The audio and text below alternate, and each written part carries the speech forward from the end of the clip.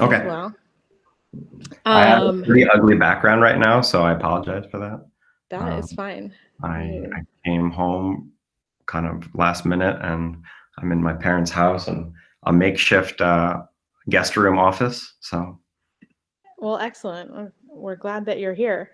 mhm, Should I just want to make sure my class is all here mhm. because I was trying to get them to hold back. Yeah, yeah, no worries. We are all here. Oh, thank you. Great. All right. And it looks like a bunch of people are here. Welcome, everyone. Sorry for the tech problems. So we'll get started. I'll just take a really brief moment to introduce Saleem. So he is joining us for our advanced digital photography in the photography and video department at PCAD. And we're lucky to have him and to have him giving us this presentation today. He's came to PCAD physically. Was it 2 years ago now, Saleem, or a year and a half ago? It's all blurred together. So one of Yeah. those is right. He came to PCAD to do a portfolio review with the Mhm. senior photography and fine art majors about a year and a half ago in the during senior spring. So he actually knows what PCAD looks like. It was in the lighting studio, and he knows some of the students who have since graduated. He is a professor at Temple University, where he teaches in the photojournalism program. And he is going to be sharing today with us do you pronounce it Ronnie Road? Yep, exactly. Ronnie Road. He's going to be presenting and sharing with us about his project called Ronnie Road, which is both a book and an exhibition, a project that's turned into a book and an exhibition. Also, there is a great blog post. Thank you for doing that, Saleem. On the PCAD blog, which you can read more about him there. And there's even a link to a great article from the Huffington Post where Saleem talks about his own journey to photography. So I highly recommend that, and I'll share that at the end for anyone who's interested. And one last thing I want to share, one of the ways that I came across Saleem's work, I think, is something that everyone here should know about. The Philadelphia Photo Art Center in Philadelphia, which some of you have been to, and some of you will hopefully go there soon if you haven't, or I guess when we all are able to go places again, hopefully you'll get to go there. But it's an incredible place that has classes, an exhibition space, and they also have incredible facilities. Like when you leave PCAD and you're looking to make photographic prints or to find a community of other photographers, you can go there and you can use their computers and their printers. And they have this incredible and competitive residency, and they give away a stipend to several artists each year to make work and to work towards a project, and also to use their labs. And Saleem was the recipient of one of those residencies, and that's where I first came across his work and reached out to him to come do some things with us at PCAD. And I've been trying to get him, but we've never been able to match our schedules to give an Yeah. artist talk. And so you guys are all really lucky that you finally get to reap the rewards of meeting and hearing from Saleem as he shares about Ronnie Road. So that's all I'm going to say. And Saleem, Sure. let me know if you have any questions. I'm going to turn off my mic. Okay. No, I'm all good. Yep. Hello everyone. Nice to see some of your faces, and I guess we're all used to this virtual lectures and everything. And actually, one more thing based off of what Julia had mentioned about Philly Photo Art Center, they've been doing these. They've always had these Thursday night artist talks, and it's like kind of on like a pay what you want scale or system. And if you ever have a free Thursday night, I would totally encourage you to log in and kind of just listen to some of those talks. They have like, photographers. I mean, historically it used to be like they have to invite a photographer in, but now it's just like this, like virtual. I live in Philly, but right now I'm in Connecticut right now. So it's kind of cool to see. There are some kind of benefits of this virtual world we're in, where we can, start talking from anywhere. That being said, I'm gonna like Julia mentioned, I'm going to jump in and talk about this project Rani Road that I had worked on, I think starting in 2015. And I'm going to go through kind of the behind the scenes and the process part of it and how it kind of evolved and where it ended up. At any point, if you feel like you have a question or a comment or anything you want to interrupt me about, feel free. I prefer kind of open conversations than me just kind of word vomiting. So feel free at any point, like I said, to interrupt. Let me open this up. Entire screen. Can everyone see that? No. No? No. Uh-oh. Oh, I didn't actually hit share. My bad. There we go. I think it's working. Okay. Oh. So now you can see this first slide that says Rani Road process. No, I can't. Can anyone from my class see? I can see it. Me too. Okay, Me for. good.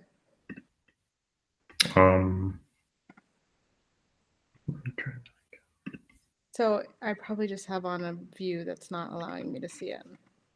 Yeah, now I can only see that. I can't see anyone, but if that's how.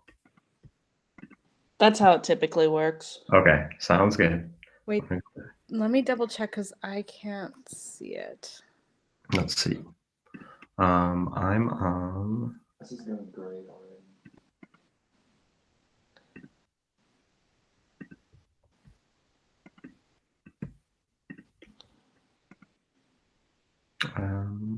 Is that working, Julia? Yeah, Paul, can you see it? I just switched out from it, so let me go back to it. Oops.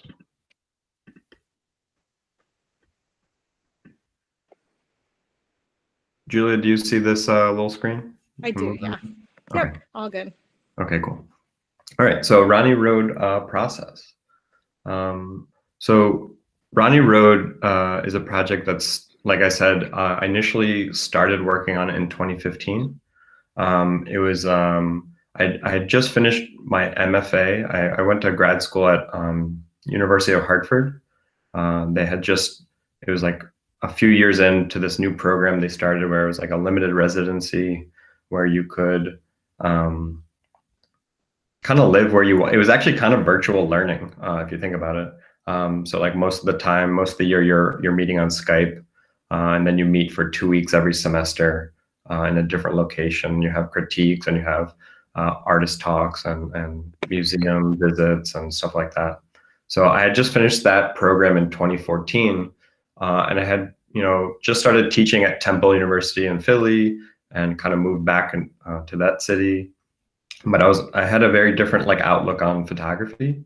Like Julia mentioned, I did my undergrad in photojournalism, and I was kind of trying to figure out all right, I did this one half of my education in photojournalism and another half in fine art, and trying to figure out what, or it was just a very different way of thinking about photography. I think the biggest challenge for me was shifting my brain from working and creating stories and photo essays about other people and other subjects versus kind of pointing the camera on me and examining my life and the things that I really wanted to say. So this was like one of the first projects I really took that mindset and approach. So this whole story starts in India, Udaipur, Rajasthan. So Udaipur is the city. Rajasthan is the region or state in northwestern India. You'll see on this map. And it's the city where my family's from.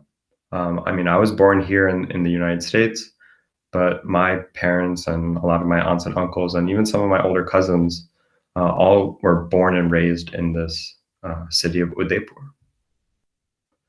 So Rajasthan itself is majority of like a desert state. You can see towards the top of this map. Let me turn it. Towards the top of the map, it's a kind of desert region, and it's a little not as green as kind of where you start to see Udaipur kind of sit. So it starts with desert and then mountains and then kind of more of a green landscape.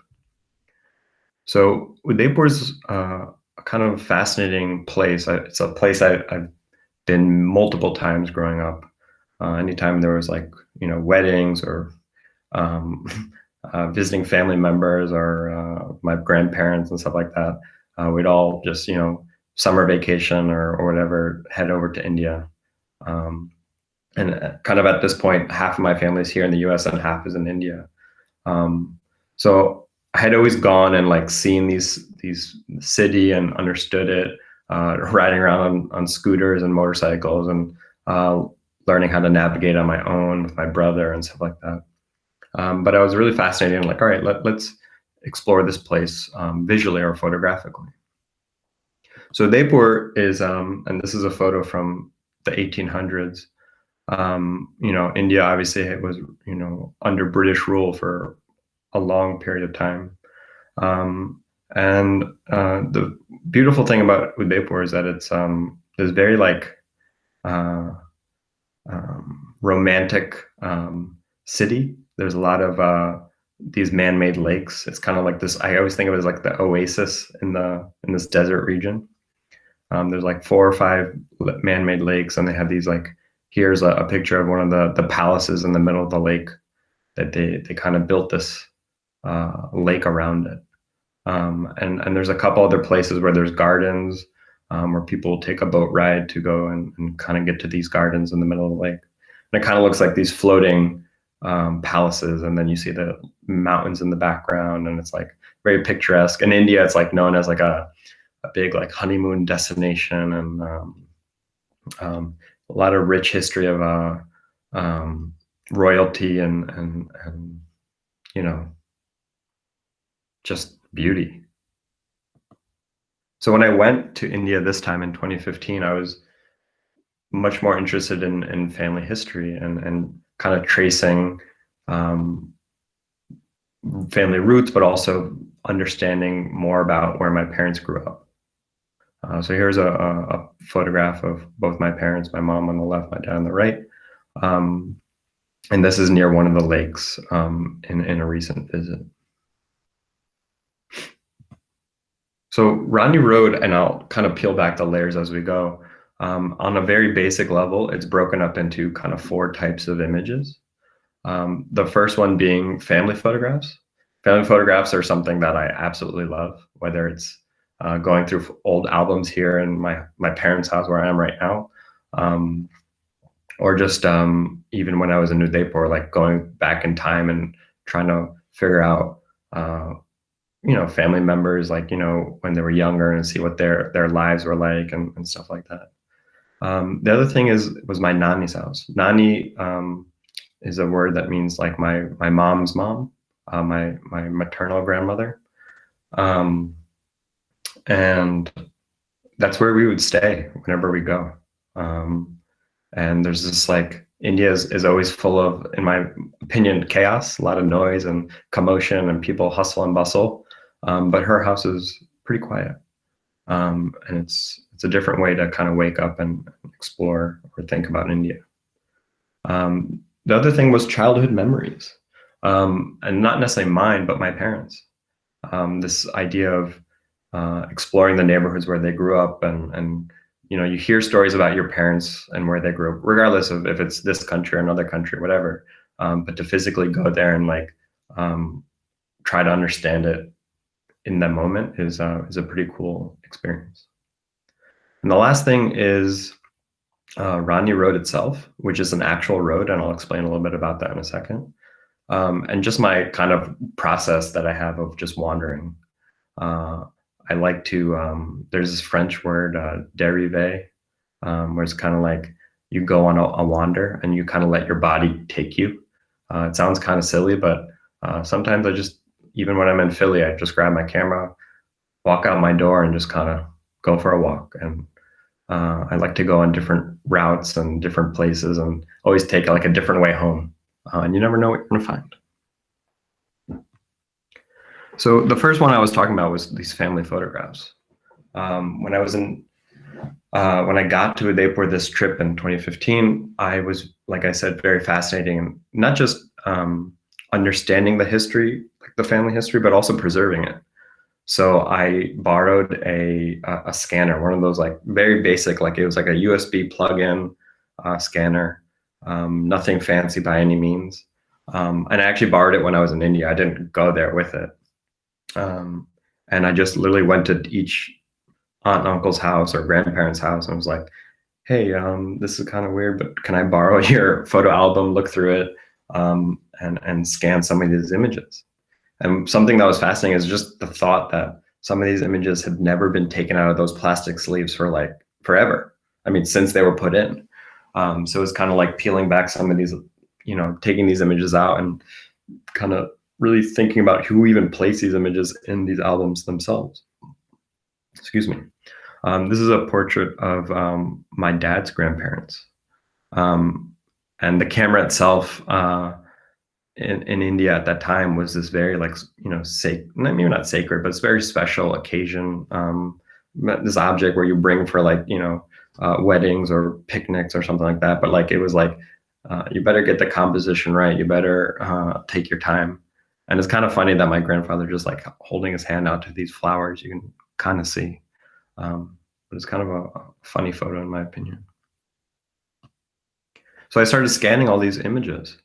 Like I said, there was weddings and trips to the villages, and in some cases, like the second row here, there's like some photos from inside like small businesses. Or my community, my family is known for a lot of small businesses. So the men are at the shop all day, and it was cool to see that someone had gone and documented these things. The other thing that was cool is that you see, even from a photographic standpoint or a process standpoint, like, how these were printed. You have like these like rough edges or these square frames, or some of the pages are yellow. You see some sort of like tin types, and then you see just like a very different way of printing, let's say, than we normally see, I would say. As I would go through, I would find these even more contemporary images, probably from like the 80s and 90s. And, on one hand, if I go back, you see like the men were kind of at the hardware stores and the small shops, small businesses. But a lot of the photos of the women were, in these domestic spaces at home, getting the, food ready, chopping up onions and tomatoes and stuff like that. This is a photo of my aunt who's on the left. And my dad's mom, my grandma, on the right. Here's a photo of my nani, again, my mom's mom, probably when she was 17 or 18.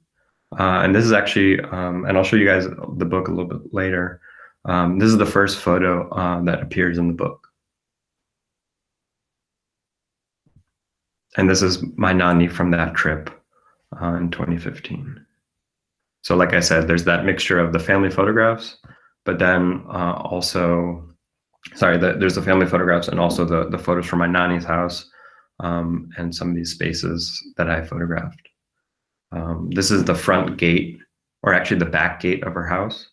And then there's a little courtyard you can kind of see in the background. Indian homes are designed heavily about this idea of the courtyard and this kind of communal space where everyone can kind of gather. For me, it was a space where I would sit in the morning and kind of listen to the city wake up. Again, like I said, there were some quiet moments in my nani's house. Just kind of, you'll see a lot of, if you looked at some of my work before this presentation, or even if you see it later, you'll see a lot of my images are, people say, are kind of quiet. I guess I'm just drawn to these little quiet moments. This is my nani's kitchen. There's a lot of marble in India, and whether they use it on countertops or on the floor or whatever, there's kind of beautiful It's weird. Like everyone always says India is really hot and everything, but all these cold services make me cold all the time. And you see this like kind of water jug. India has like, especially in Udaipur, water. You shouldn't drink out of the tap, so they have these water jugs that are kind of purifying the water constantly. And then there's this this red thing here in the middle is it's called a matki. It's like a clay pot where you kind of store water to keep it cool. And it's kind of, again, it's a communal thing where you come, grab a ladle, drink some water, and kind of go on. It's going to be interesting how COVID affects a lot of these communal ideas. My nanny does this thing where she dries her pots and pans out in the sun and just lets it, air dry. And it's something, I actually took a photo of my mom doing the same thing this past summer. I should have actually thrown it in this presentation. So like I said, I would wander and kind of explore the immediate space of my nanny's house. But also with my parents, we would go around the city and explore different parts. This is actually the cemetery. Again, one of the most peaceful places in this kind of chaotic city. And it's something, every time we go to India, we go here as one of the first places to, pay respects to the people before us. And actually this trip, my mom's dad had just passed away a few months before. So it was a extra layer of emotion coming to this space. This is a portrait I made of my mom after, right when we were leaving the cemetery.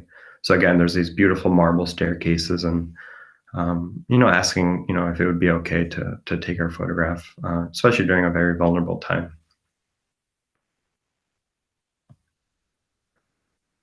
Continuing on I don't know if it was the same day, but maybe not. Like I said, I wanted to go and explore these places where my parents grew up. So my mom grew up in this very different neighborhood where my nanny was currently. And it was like small streets and like zigzagging through, and you have these like really compact, tight little houses lined up, kind of like Philly row homes. And I think Lancaster has some of those too. So like the row home style, but like, again, courtyard in the middle, and each level is like a different family. So, but either way, it was an opportunity to go with her, and literally she's like, all right, you used to live, in this house, and we would actually go inside and it was so bizarre. Like you just walk in and like, people would be like, oh no, like, someone else lives here now, but come in, we'll make you chai. So strangers are making you chai, and you're just like sitting there and exploring this old house that my mom used to live in. This is another photograph from that same house, but from above, one of the floors above. And you can see on the bottom level is that kind of courtyard. And then there's like a balcony on each floor, kind of looking down. So families from each floor would just kind of communicate by go to the railing, shout up or down, and kind of go on with your day. We went to the top of the roof, and this is, my mom had pointed like, oh, this is where in the summer times when it was super, super hot, and it was a little too hard to sleep inside, we would sleep on the roof.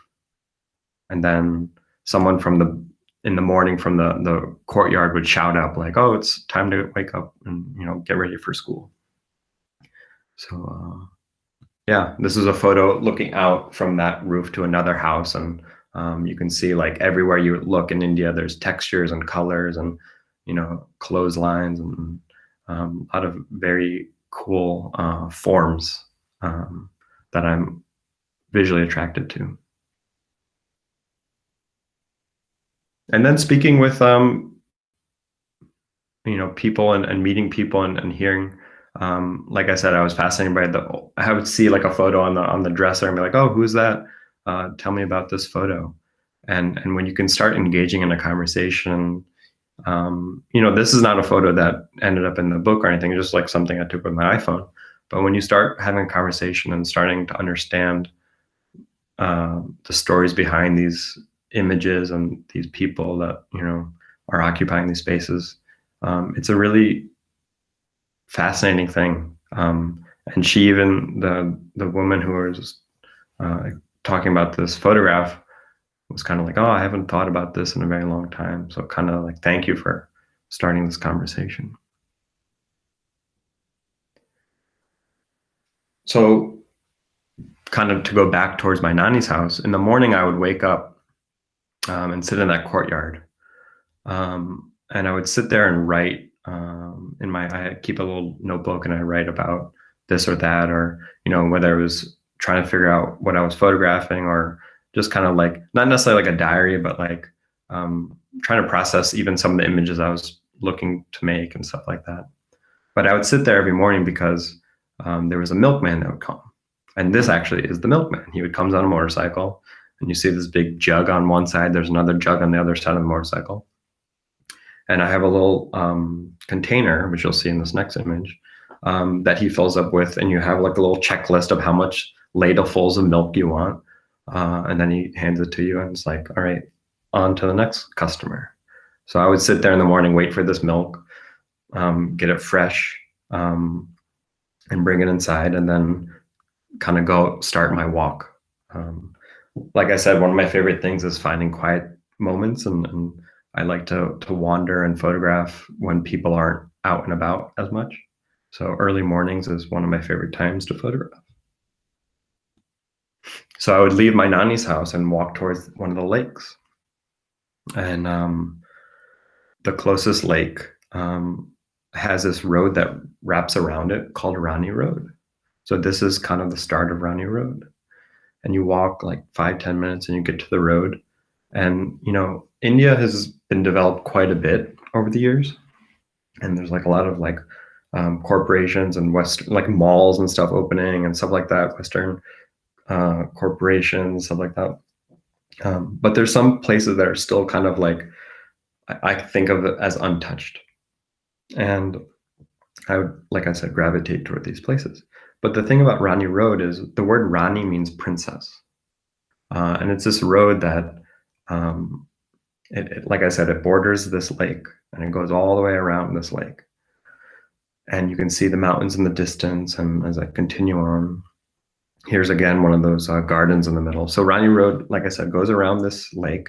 And then it might be hard to see, but at the top of this mountain in the distance is a white little, it looks little, but it's actually called the Monsoon Palace. And there's kind of like this like folklore that the princess of Udaipur would go on Rani Road. She would take the Princess Road and go up and escape to the mountains and go to this Monsoon Palace. And then from the palace, you can look out beyond the mountains. And I would write about this, and I kind of made it into a little short story. Writing is very important for me, whether it's included with the photographs or just a way for me to process what I'm actually trying to tell. I like stories, whether they're fully fictional or a blend of nonfiction and fiction. So I started creating this character. And for this Rani Road project, I was fascinated by the women in my family, and whether it was my mom and my grandma, my aunts and cousins, all who came from Udaipur. So like Julia was talking about those Huffington Post essays, this is one of them. And while I was actually there, I just wrote this, and I was like, it was again looking through these family photographs and thinking about the past versus compared to the present, and how much has changed, how much has hasn't changed. And it just helped me really think about, all right, I came to India, I don't really know exactly what the project I'm making, but I'm gathering. I'm in this process of, let me gather all these family photographs and scan them. Let me photograph my mom's childhood and these memories, but also the city itself. So I came back from India with all this stuff, right? Like I just said. And it was kind of overwhelming.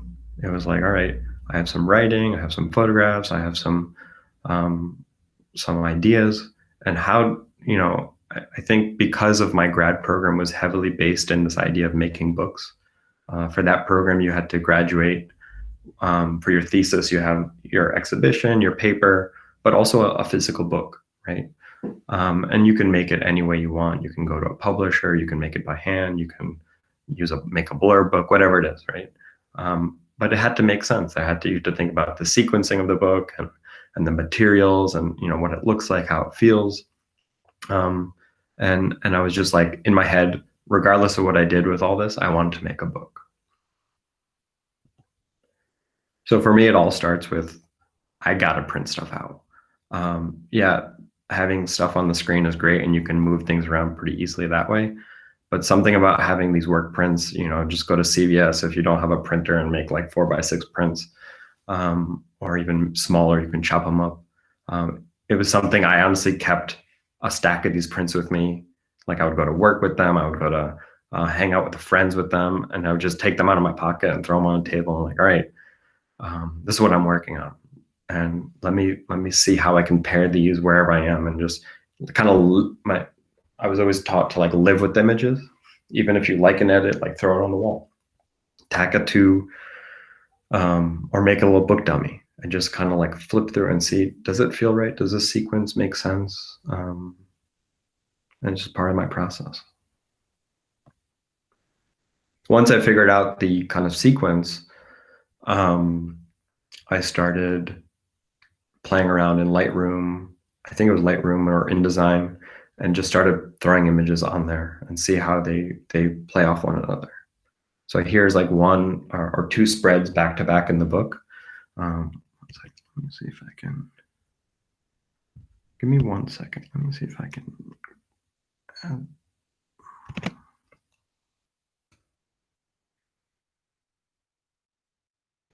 Okay. Can you guys see that green little thing I made? Green point? Yeah. Cool. So just as an example, and I don't know how many people actually see this when they look through my work, but I like to see how things obviously play off each other. So you would start and you see first this spread here, right? And you have like your blank page, and then this like weird plant with this covering over it. So I would start to see some kind of similarities in shapes or compositions. So like this one, you have this like kind of triangular shape with my bad drawing, and this like covering, right? And then I come over here, and this is a photo of my cousin on her wedding day, and I see a similar thing with her kind of scarf covering her head in a similar way as this kind of plant. So I was like, oh, I kind of like how those, like you see this and then you turn the page and you kind of see, you may not see it right away, but you kind of see something similar. But then you have this kind of weird looking photo, and this is again Ronnie Road on the right side, and you see there's this curve of this tree, right? And then there's this curve of her back. And then you see all these flowers on one side, and you see all these flowers on the other. And it's like a weird, and maybe 99.9% of people don't see it, and that's fine.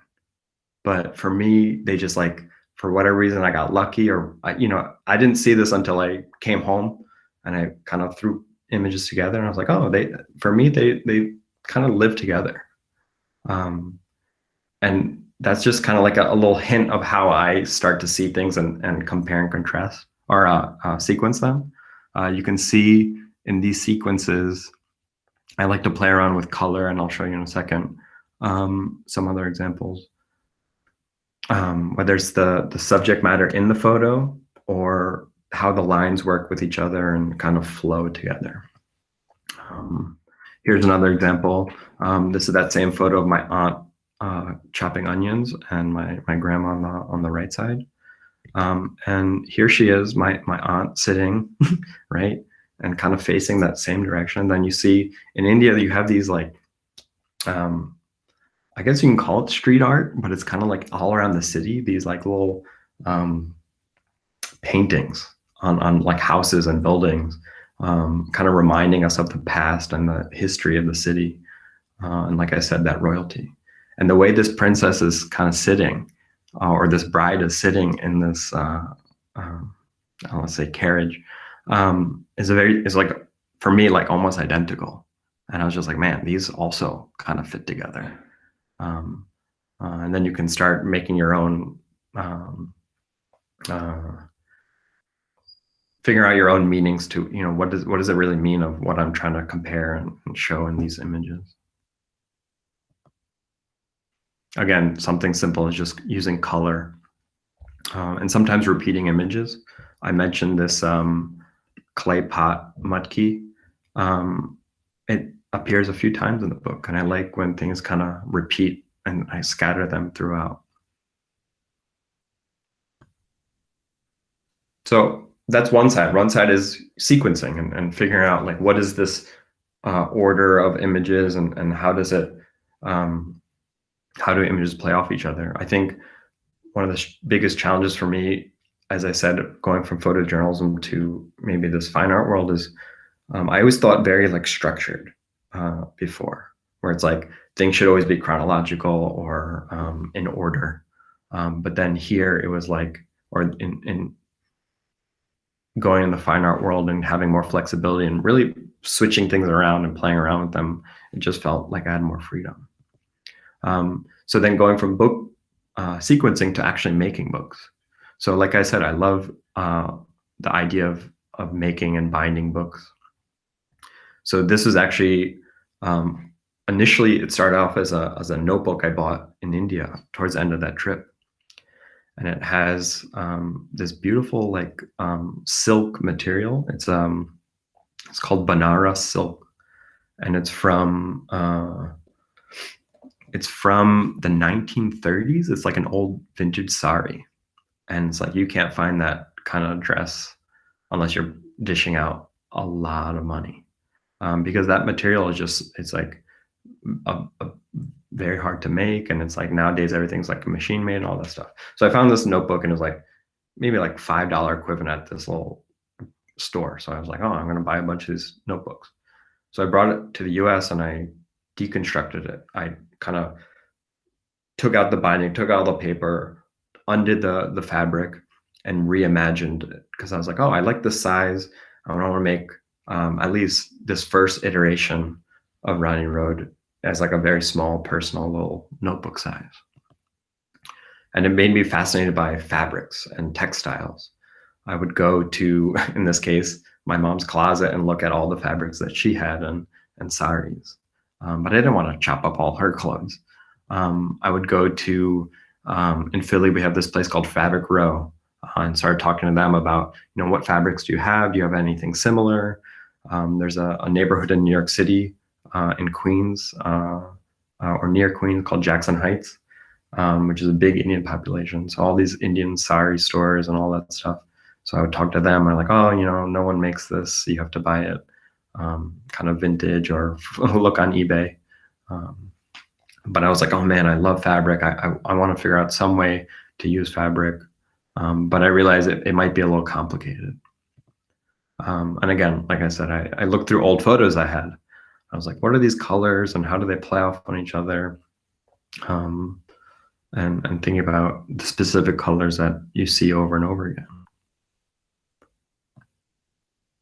At the same time, obviously when you go through a book, the paper itself matters. So I dabbled in, this is, some of these are Japanese kozo paper, where it gets like very like at times translucent, and just feeding it through my printer and seeing, does this feel right? Does this look right? Does this change how I think about these images? You can see they get a little translucent here, and then they get a little more opaque. I started playing around with what was it, block printing. In India, you look at any textiles in India, it's very, very common. It's beautiful, and it's like, it just starts with these blocks, these wooden blocks that are like kind of like printmaking. You just kind of like load the ink and just drop it. And I found one of these and kind of re-engineered it and digitized it. And this is one of the first iterations of the inside title page of Ronnie Road. And that's the same image that we saw earlier of the, oops, of this one right here, almost the same.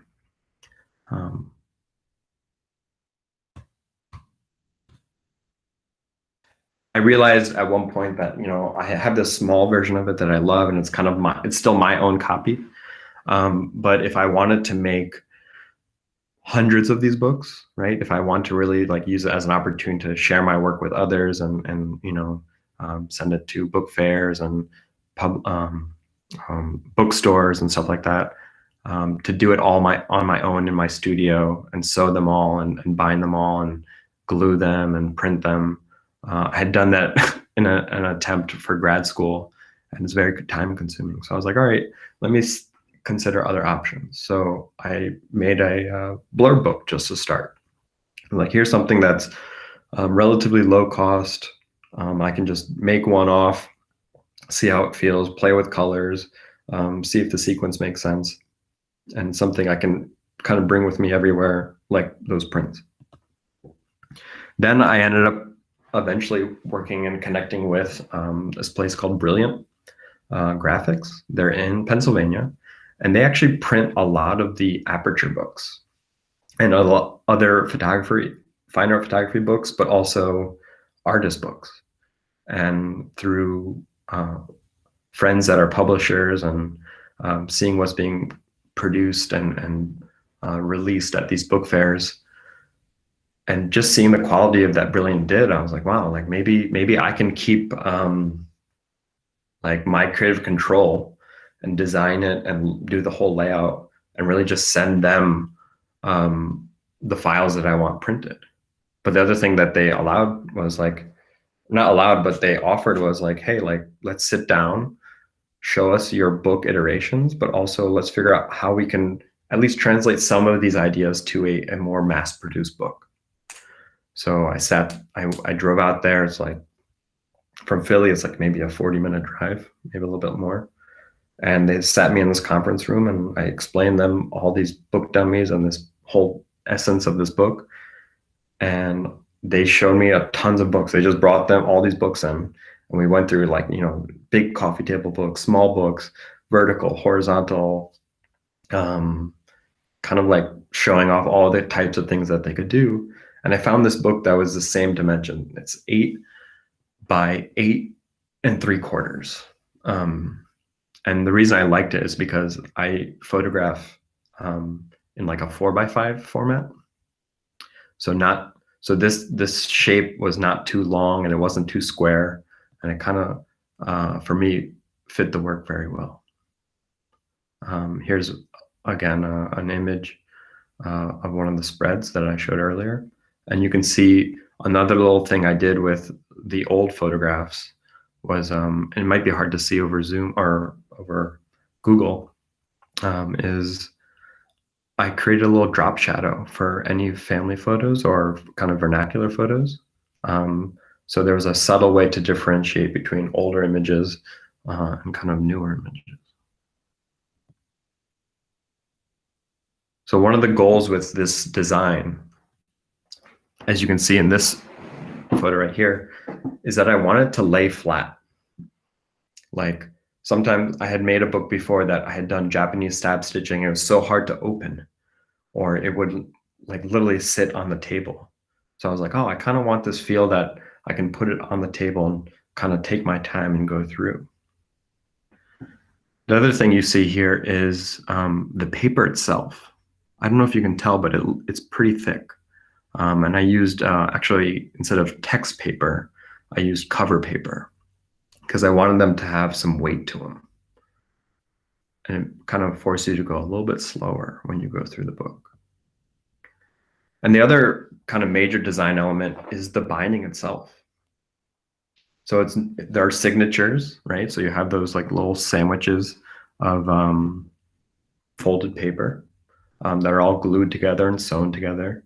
But instead of having that kind of, I can't even think of the word, the edge on the you know, right down the middle, I left it exposed. I wanted you to see the stitching and the glue and kind of this idea that it's a little fragile. So I want you to take it. It's not going to fall apart. It's not going to break or anything, but I want to show it's like, for me, it's a fragile thing, or it's like very delicate. Obviously, you see the pink color that I chose. It was a color I kept seeing over and over in the images themselves, but also the textiles that I was researching and stuff like that. And then lastly was the emboss right here of the gold Ronnie Road. I slightly modified a font that I purchased, and I asked them like, hey, like, you know, gold is this like this color that's apparent in a lot of the images, a lot of like this idea of royalty, and it just was something that I felt like really fit the work. One thing that they kind of instilled in me in grad school, my advisors and faculty, was kind of having a reason for every little thing, or being able to defend all the little decisions you made, especially for something like this where, you know, it wasn't necessarily cheap to produce. I ended up making 150 copies of this. I wanted to be very conscious of all these choices, and make sure there was a kind of a reason, whether it related to the work itself or what I was trying to say. Here's more details about the book itself. Like I said, I made 150. It ended up being 64 pages because if you start thinking about your bookmaking as in signatures, you have like these signatures of 16 pages. It just mathematically made more sense. I had this initial idea that I wanted to do this type of printing called offset, where it was just, you know, gorgeous, and like, you know, you actually make plates and they run it through an offset printer. But when you try to do something like that, the price skyrockets. So I had to think about digital printing, and it says here file prep. That's something I just had to learn and work with this specific printer and ask like, all right, when you make an InDesign file or when you edit in Lightroom or Photoshop, we have all these color profiles and ICC profiles, and it's like, all right, yeah, it may look like perfect on your screen, but does it look the same when you print it or similar? And then again at the bottom I said the paper itself was this cover paper, so it had some more weight to it. At the same time, I got in a little accident, and I was releasing the book, and I, you know, broke my wrist, and I was like, well, might as well get a pink cast to match the book itself. So when I went to the Philly Photo Art Center, not necessarily the Photo Art Center, but they had a photo book fair every year, where I was releasing this in 2017. So I showed up with my my pink cast and the pink book and a Sharpie, and I said, if you buy this book, I will sign it, and you can sign my cast. So I think I sold like 20 or 25 books that first day or that weekend or whatever, and my deal was like, I'm left-handed, so, and I broke my left wrist, so the special edition copies with my right-handed signature, maybe they'll be worth something. Maybe not. Another thing I like to do was continue that pink trend. So when I started mailing these out, when people started buying them from my website or from me directly, whatever, I found these bubble wrap pink mailers. So, you know, just to really dive deep into this whole theme. It was pretty cool to see where the book went. It's traveled around, not just the country, but around the world. Whether it's people buying it from different countries or traveling to different book fairs abroad, has been pretty awesome. But one of my favorite things that happened was that, you know, because I went to Temple, and there was a photo book section I used to wander through when I was an undergrad. it was just an awesome experience because they ended up buying it and they would add it to their special collection, which I was like, man, like when I was a freshman, sophomore, whatever, I would walk around these, library with my headphones in and just look at photo books, trying to figure out what the heck I was doing. And I was like, oh, cool. Like now my book is, part of this collection. I know it's 11:53. Are we good on time? Yeah, absolutely. Okay. So yeah, then we kind of jump into the exhibition side of it. One of the first opportunities I had was in Philly. There's called the Print Center. It's in Center City, right downtown. And they reached out about having a group show with a few photographers based on the book, but then also having a few prints on the wall. I got lucky because the timing worked out that SPE, Society of Photographic Educators, their conference was in town that I think it was 2018 or 19. I can't remember exactly which year. And their kind of board of directors, whatever, came through, and I kind of talked about the book and shared similar things that I'm explaining now as an opportunity. Like, getting your work out is kind of at times an awkward or I would say self-promotion is awkward, but it's also part of what we do, right? Because our artwork is for ourselves first, but you do want other people to see it and enjoy it or engage with it. So like sharing this with other people is always fun. I mean, it's nice to share, like, even if my story is very specific to me and my family, other people may relate to it in some way. And one of the other exhibitions I had was it's actually my first solo show. There's a place called Gravy Studio and Gallery, and they've moved. They actually just recently moved, but they're still around. But they gave me this opportunity, like, hey, for this month in the summer, you can have our space, and let's start figuring out what that looks like. So I decided I wanted to start gathering and, in a way, hoarding frames that I found. Every time I go to India and I look at how people hang photos or paintings or images in their houses, they're not like always these very contemporary, like clean frames. So I wanted to find old ones that were beaten up and kind of imperfect. There's, again, kind of corny, but if you ever looked into wabi sabi, the beauty in imperfection, that's something that I definitely love. Things that are used and that show their age. So I found all these frames and played around with different ones and tried to figure out how they actually could work together. And then here's an example of one of my favorite images from the book, and actually one of my favorite frames. Again, there's that hint of the gold that I had on that cover of the book as well. So the show itself, there's some photos from the opening. In this photo, I have some friends, local and from other cities, but also the two girls that are walking in are some of my high school students when I was teaching in the Philly public schools at the time. So it's cool to see a mixture of people coming to see the work, and maybe students that wouldn't have gone to an art show before. Here's inside. It's a little hard to see the actual images. We kind of were a little packed in there, but it's a little intimidating when you like show up to an empty exhibition space and you have all these white walls.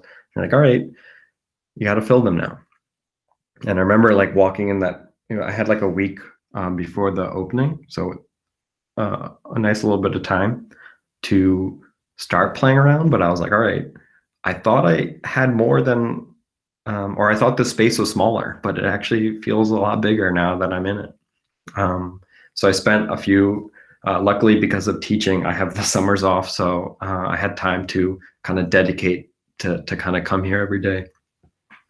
I will say one of the biggest challenges was the floor in this space is black and white checkered, which is just a very interesting choice.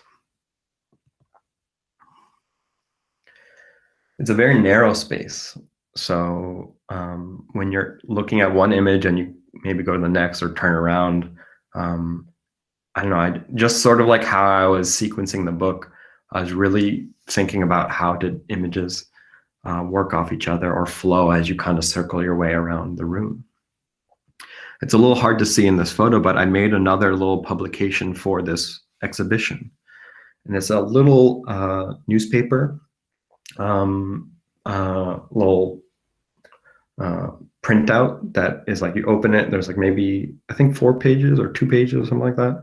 And there's a few images that never made the book or never made the show, but it's also an interview I had with the curator of Gravy. So it was kind of like a little takeaway. So yeah, you can see there's the book over here, but then there's all these stacks of kind of like newspaper zines.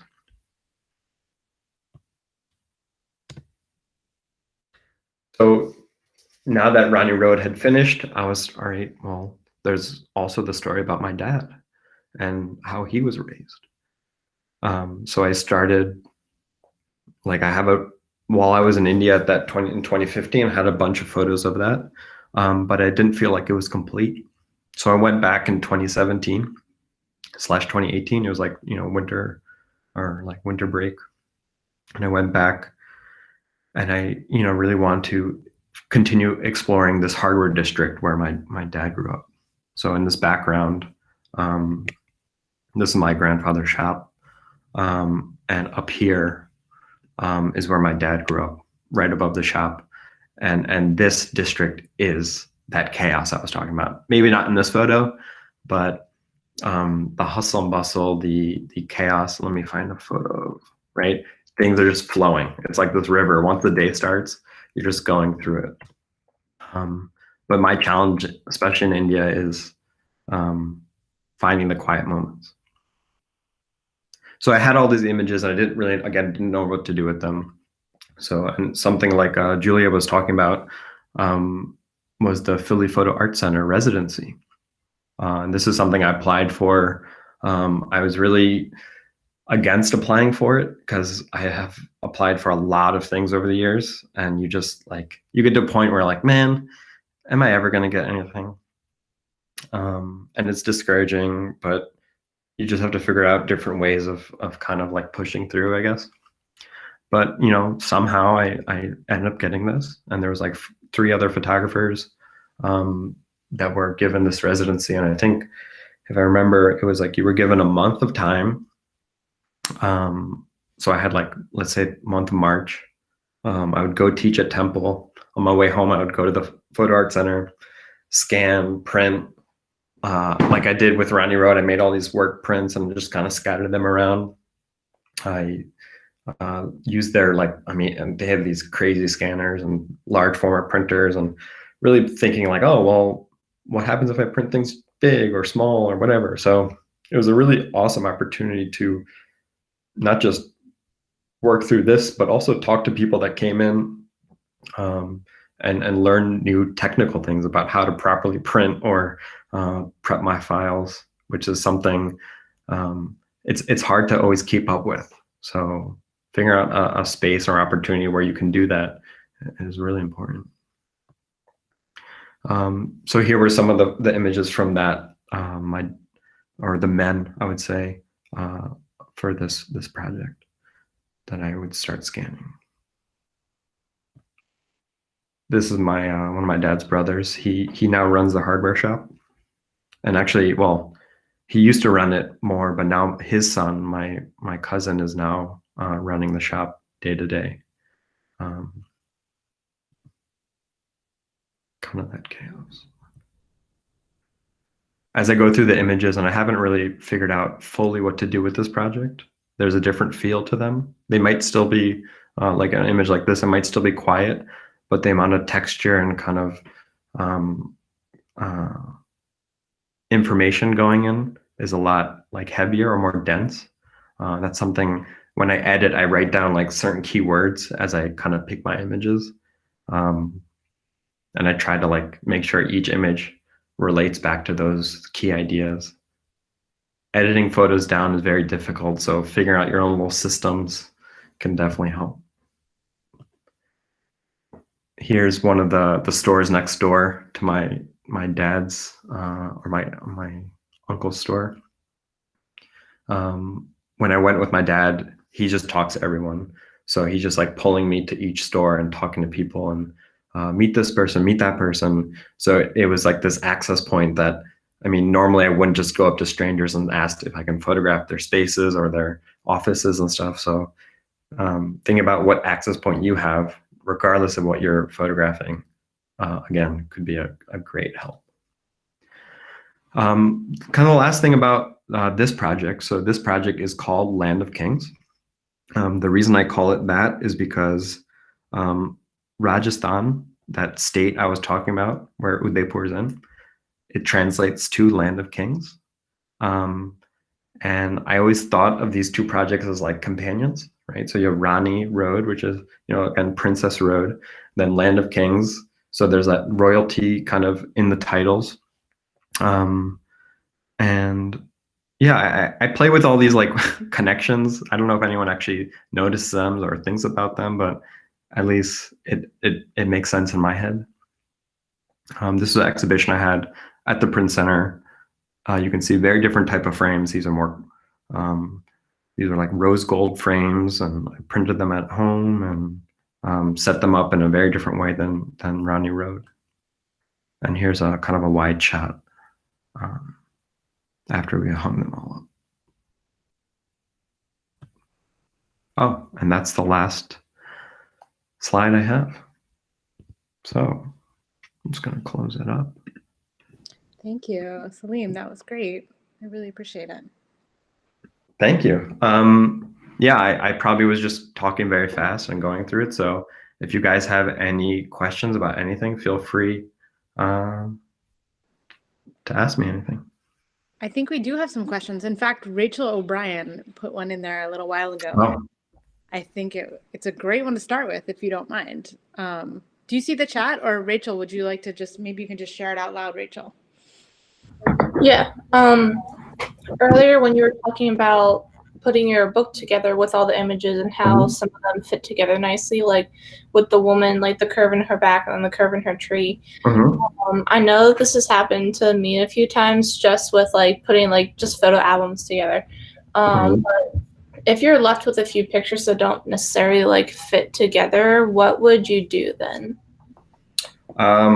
So I mentioned like, so I keep this little sticky note right on my screen or my laptop that I have these like kind of keywords.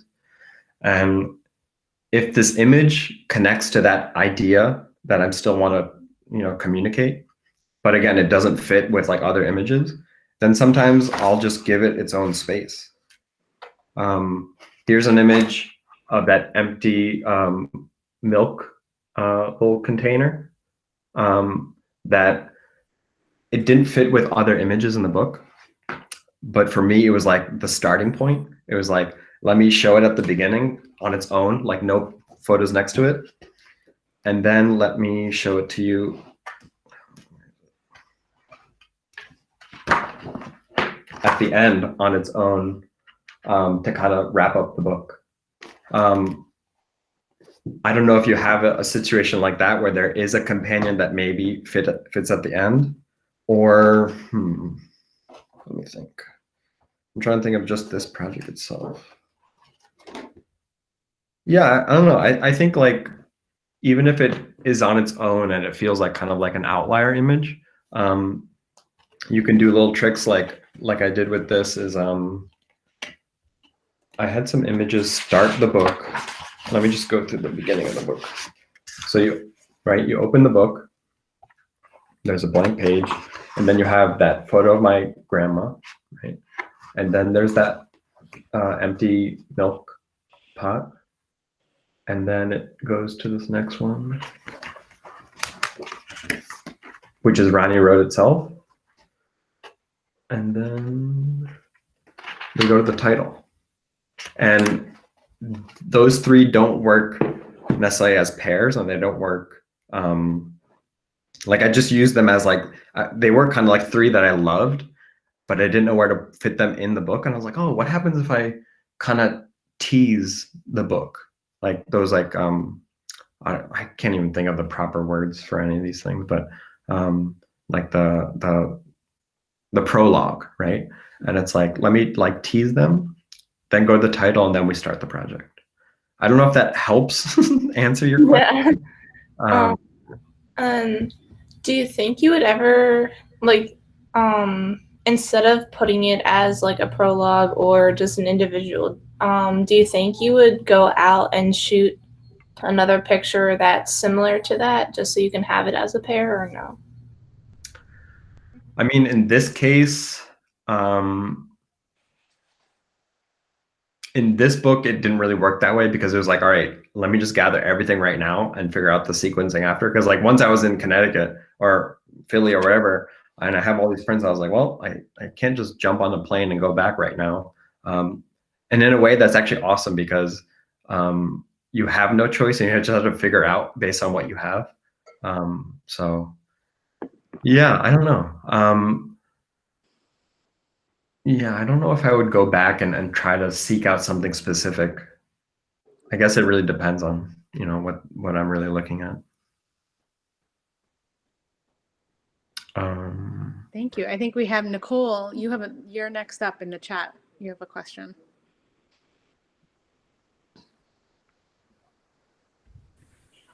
My question was how you approach making an image, or I guess what draws you to a certain composition and a lighting scenario.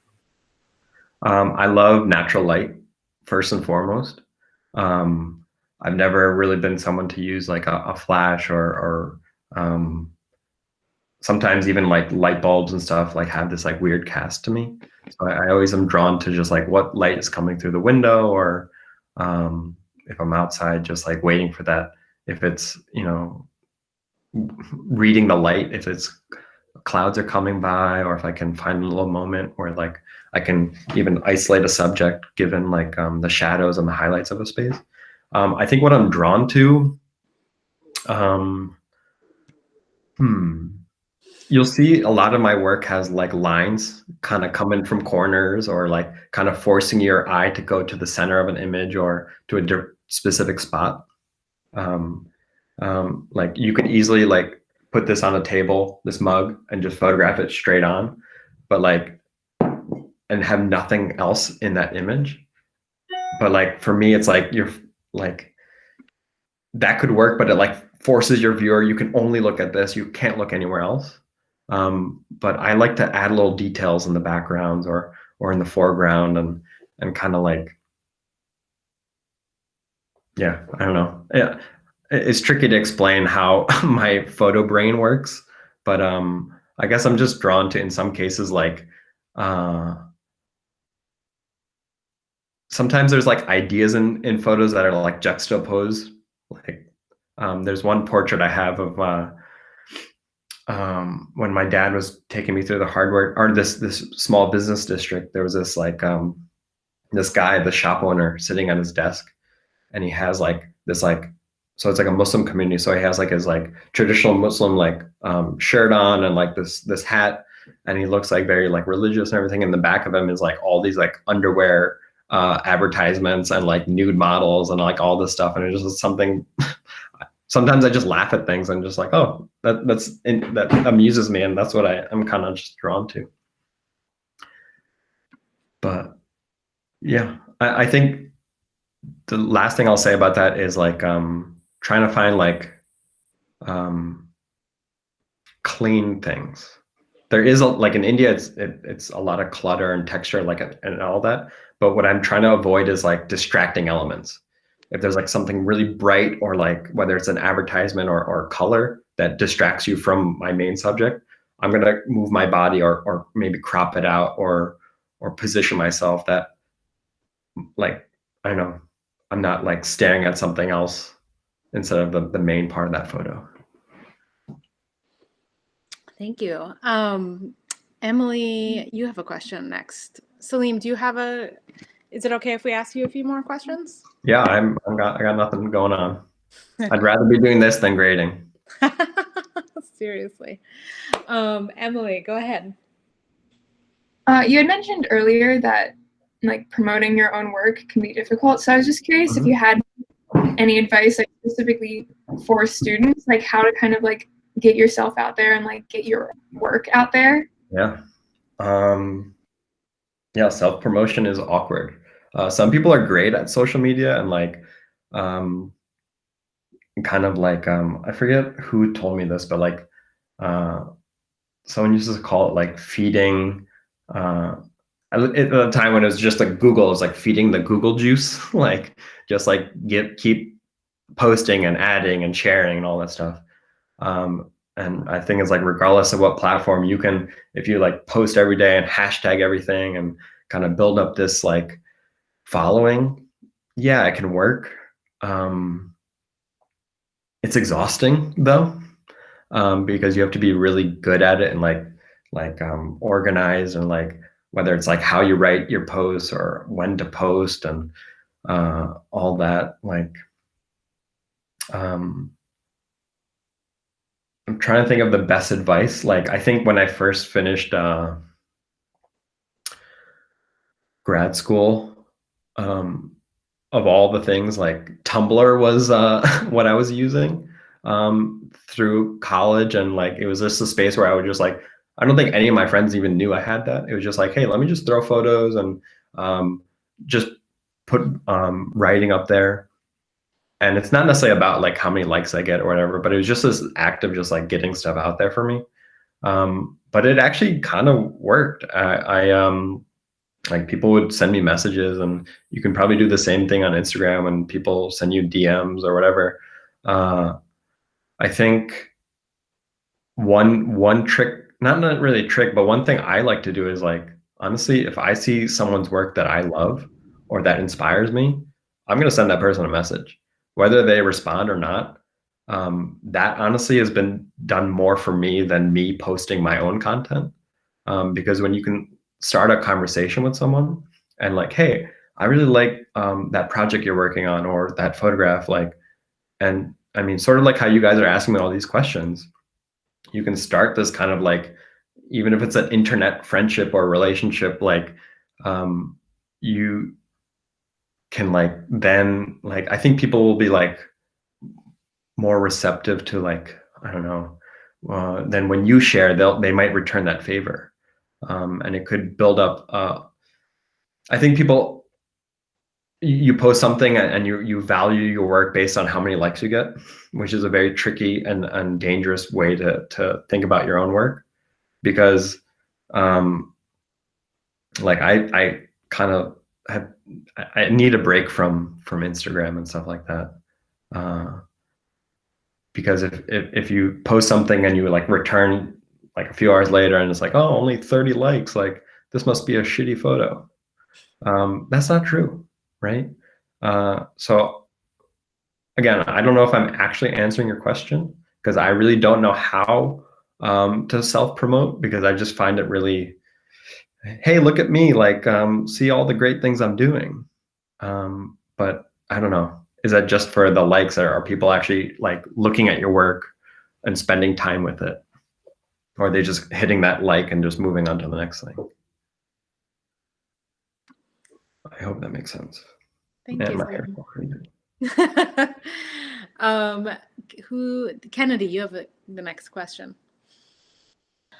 Yeah, one of my questions was, did you ever think of like including text into your book? It doesn't, I didn't see any, so I just wanted to ask if it ever crossed your mind, or if you thought like the photos spoke for themselves. So great question. Something I should probably address in this presentation. At the end of the book is the short story. Okay. So yeah, thank you for mentioning that. I have to. Yeah. So I wrote the whole thing, right? On my flight home, I had all these like little excerpts of writing about this character I developed and this this protagonist that is like a blend of my mom, my grandma, my aunts, my cousins, to an extent, even me. And it's a story about this girl, sitting in the courtyard, waiting for the milkman to come, then going on this journey and kind of daydreaming, and then coming back to reality. So I didn't want the book to start with a text because I wanted the viewer to like, hey, you first go through the photos. You think about it however you want to think about it. And I'm just going to put this at the end. Like, if you want to read it, you can. If you don't, that's fine, right? And maybe if you read it, then you might go back and try to figure out what I was trying to show. But I think the other thing was like going from that photojournalism background of like, you had to have photo captions and like say who the person is, when it was, where it was, like the who, what, when, where, why. And then in this world where it's like, I can just put a photo and not even put any text on it. And you can think about it however you want to, was a really cool approach. So yeah, sometimes I just throw a text at the end. I did a book last year about Philadelphia, that instead of writing like a short story, I wrote a poem and put it at the start of the book. And it was very short, very simple, but yeah. Thank you. Mm-hmm. Awesome. Cheyenne, you have a question. How did your family feel about you pushing against the careers that were expected of you? And did they feel one way initially and now feel otherwise? I was a international business student my freshman year at Temple. I was like, I got there and I was like, oh yeah, like I don't really know much about business, but my dad has a business and I can just do that. Everyone tells me to do that, take over the family business. And on the other hand, I was like, oh, international, I like to travel. Like I can just combine these two things and, and then I took accounting. Oh my God, that was terrible, right? I like just, and it's no offense to people that like accounting and math and all that stuff. My brain doesn't work that way. I'm like letters and images, not numbers. So I knew right away, like, this is like, it's not necessarily like super, like I could pass if I really put the effort, but my brain just has no interest in it. So I had to make the decision of like, hey mom, hey dad, like, can I do photo? I was like, what? And they knew I had a camera in high school, and like that's where I really like kind of started exploring that passion or that interest. And I just was like, if I don't do this, I'm gonna regret it, not trying. And it was kind of this. There were some challenging times and conversations, and I think they realized how motivated I was with it. And it's something that, they were never saying no about it. It was just like a very different type of career than my family's used to or my community's used to. Because, even today, like I get kind of sometimes backhanded compliments or kind of weird conversations where it's like, oh, do you just take pretty pictures? Or like, you're a teacher, like that's very like different, but like you're helping people. It's like kind of like, okay, thank you, but like I don't know, if I sat at a 9-to-5 job every day, I just don't think I would survive. And again, everyone's outlook is different, but like I kind of use this like this choice, this like pursuing photo, but also teaching as like, all right, this is motivation, like to prove them that like, and not my parents, but like the community itself is like, it's not even to prove, it's like, I have all these little cousins that some of them are pursuing the arts and it's awesome. Cause I just know that not everyone's brain, like, oh man, I can go on this forever. I had some friends at Temple that were in the same position as me. They were business students. They were pre-med, pre-law, all this stuff. And they would go to these classes like, organic chemistry or biology, and they would fail over and over again. I was like, hey, like maybe this isn't really your place. Like maybe you should try something different. But they were kind of stuck because the pressure and kind of the expectation that was put on them. In my case, my family allowed me to push back in a different direction, but not everyone has that opportunity. So I want to like, hey, let me show people that it's possible and you can do it. And then maybe that opens a path for, like, my little cousin's like going to Parsons and he has like, you know, product design and anthropology double major. I was like, okay, that's pretty cool. Again, I hope that answered your question. Thank you. We have at least one more question, and then Woody, I think you've got a question. Yes. What was one of the biggest obstacles you faced when you were first entering the world of photography? So it's like making the decision, right, to like change my major and go to even photojournalism was one obstacle to start with. But then like, all right, graduating, like newspapers have been dead for a very long time. And even at the time when I was a student, they were like, you know, newspapers are dying and like, you know, you're gonna have to figure out, you know, you're not just a photographer, you're like a multimedia person, so you have to learn audio and video and writing. And it's like jack of all trades. And it's like weird because I teach that right now, like, but at my own professional, like, or my own art isn't in photojournalism. So I graduated not knowing what I wanted to do because I was like, oh, I have good grades, I like photography, but I don't want to be a staff photographer. I don't want to be a freelance photographer. Not that there's anything wrong with those things, but I'm just like, even whenever someone asks me to be a wedding photographer, that's too much stress for me. I can't, too much pressure. So I actually ran away. I moved to Thailand to teach English for a year because I was like, I don't know what to do. Oh, wow. I'm gonna get out of here. So my best friend and I just went and taught English for a year. And it was like, I actually ended up photographing that whole experience of the working in the like 3rd grade and 4th grade and just like traveling and stuff like that. I was like, oh, this is the photo that I like. But that's not a plan that everyone can just jump and do, especially now. So yeah, the obstacles were, all right, you have this degree. How do you now go to the next step of like, how do you make a career out of this? And it's challenging. I was in Thailand living this like fantasy world and like, oh, maybe I'll just live here for the rest of my life. But then you kind of like, no, I have family and everything. And, you know, I do love being home. So when I came back, I just kept trying to figure out like, oh, I do love teaching. Maybe there's a place for me there. And I even thought about like, maybe I don't teach photo. Maybe I teach English in the US or something, or get a certification that way. For me, I was in a good situation where I have mentors. I have people that I can bounce ideas off of. One in particular here in Connecticut told me about this Hartford program. When I graduated, I said, I'm never going back to school. I'm never going even back to Philadelphia and all these things. And I'm still teaching. I'm in Philadelphia and I'm just like kind of doing everything I said I wasn't going to do.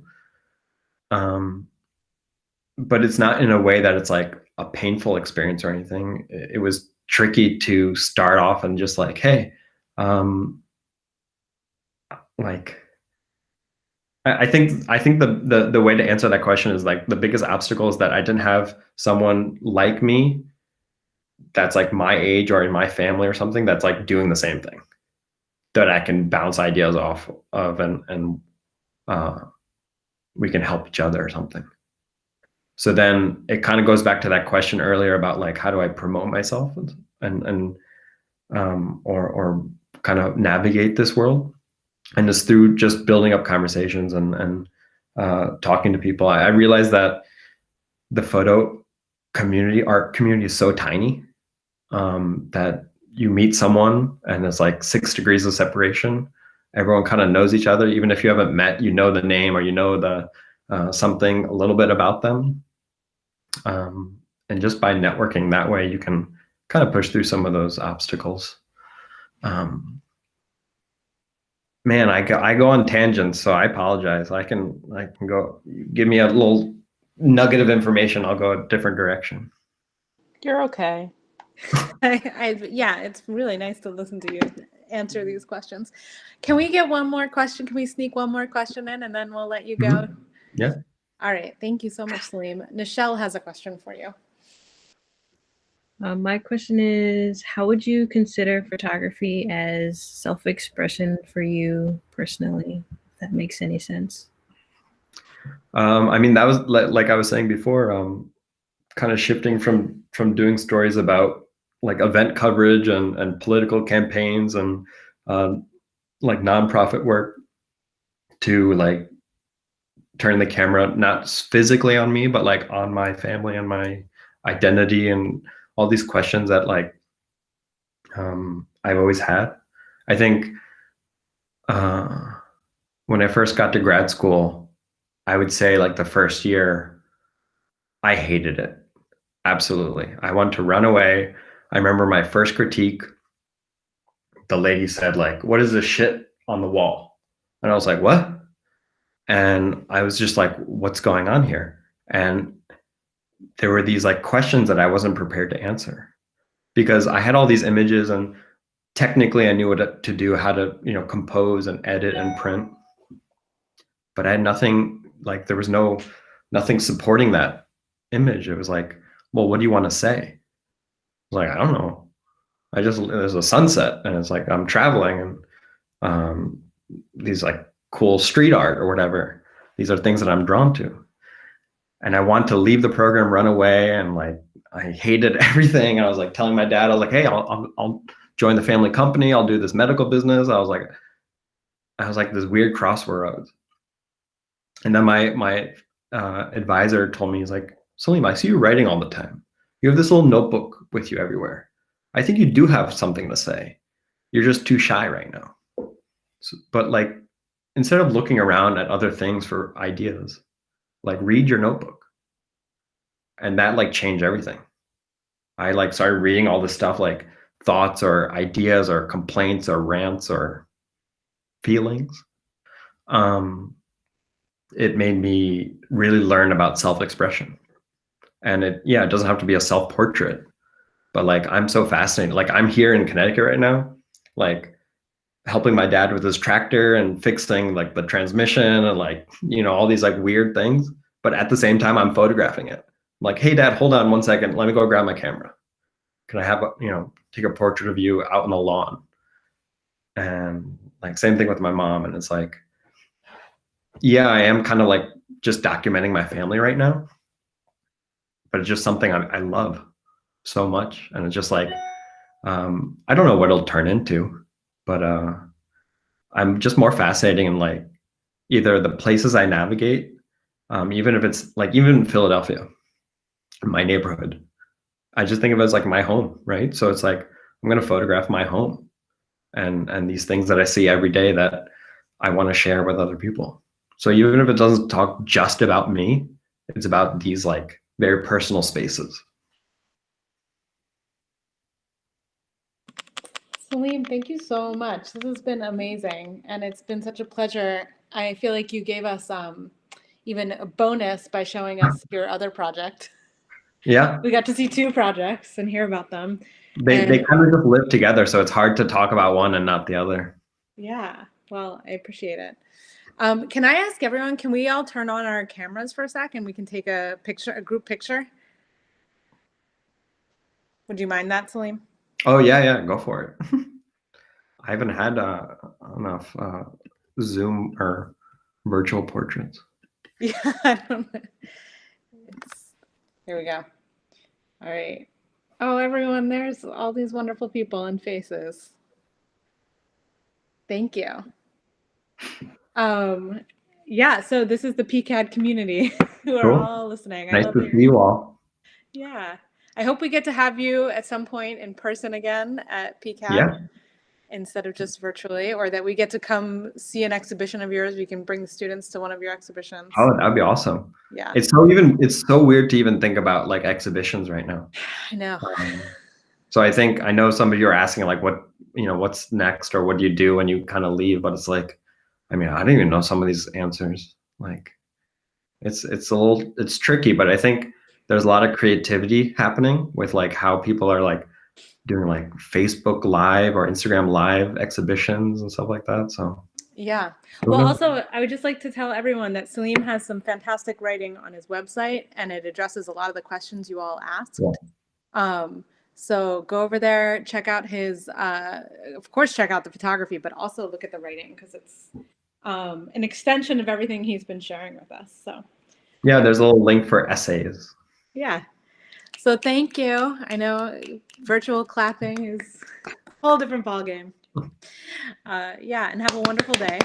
Yeah, thank you so much. You guys had awesome questions. Thank you. I love like really thinking. It makes you think, right? So that's fun. Thank you so much. And again, hey, if you guys, send me a message if you want to ask anything else, or I'm totally open for that. Okay. Saleem's on Instagram. Yeah. Cool. Thank you, Saleem. Have a great day. You too. Bye. Bye. Bye.